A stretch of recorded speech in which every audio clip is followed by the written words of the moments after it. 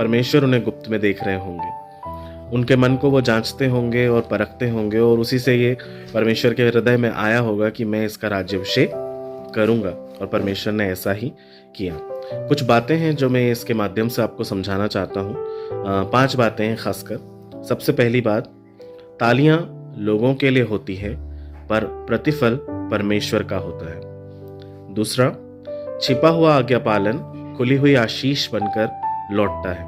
और हम ये देखने पाते हैं कि परमेश्वर ने दाऊद को इतनी अद्भुत रीति से आशीष दी कि पूरे इज़राइल पे उन्हें राजा नियुक्त किया, और उसके पहले शाऊल पर से उनका आत्मा उठ गया था, क्योंकि वो आज्ञाकारी नहीं रहे जैसे कि दाऊद रहे।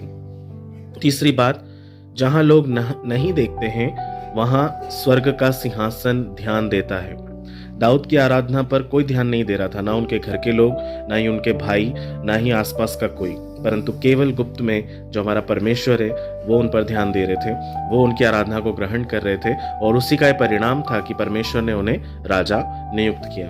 चौथी बात, गुप्त में की गई प्रार्थना जीवन के मंच पर उतरकर खड़ी हो जाती है। जी हाँ, गुप्त में जब हम प्रार्थना करते हैं तो हमारी प्रार्थना जो है वो प्रभावशाली होती है, और जीवन के ऐसे जो क्षेत्र होते हैं जहाँ पर हमें लगता है कि हम कुछ नहीं कर सकते, वहाँ हमारी छोटी सी प्रभावशाली प्रार्थना बड़े बड़े परिणामों को हमें दर्शाती है, बड़े बड़े परिणामों को हमारे जीवन में वो लेकर आती है। 5वीं और अंतिम बात, जिसे दुनिया त्याग देती है उसे परमेश्वर आगे बढ़ाता है। दाऊद के खुद के पिता ने दाऊद के विषय में कभी भी ऐसी बात नहीं सोची होगी कि वो इज़राइल के राजा बनेंगे, वो इतने ऊंचे पर किए जाएंगे, लेकिन परमेश्वर ये जानते थे। उन्हें सब लोग इग्नोर किया करते थे, उनके भाई वगैरह सब इग्नोर करते थे। अगर हम देखें तो हम उस स्टोरी को जानते हैं, जब वो उनके लिए खाना भी लेने जाते थे तो उनके भाई चिढ़ जाया करते थे कि तुम यहाँ क्यों आ गए हो, चले जाओ यहाँ से। पर फिर भी परमेश्वर उनको आगे बढ़ाते हैं, और हम देखने पाते हैं कि पूरे इज़राइल के न्यायकर्ता के रूप में और परमेश्वर के सबसे करीब, उनके हृदय के सबसे करीब दाऊद माने गए हैं। पूरी एंटायर बाइबल में हम ये देख सकते हैं। आज हमें सोचने की जरूरत है मेरे प्रियो, क्या आपकी और मेरी आध्यात्मिकता दुनिया को दिखाने के लिए या दुनियावी दिखावे के लिए है? क्या परमेश्वर को आज आप प्रसन्न करने के लिए कुछ कर सकते हैं?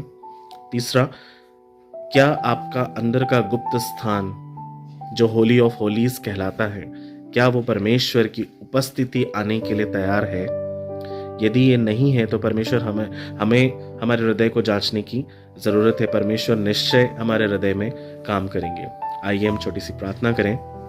प्यारे परमेश्वर, हमारे हृदय को इस रीति से आप तैयार करें कि प्रभु हम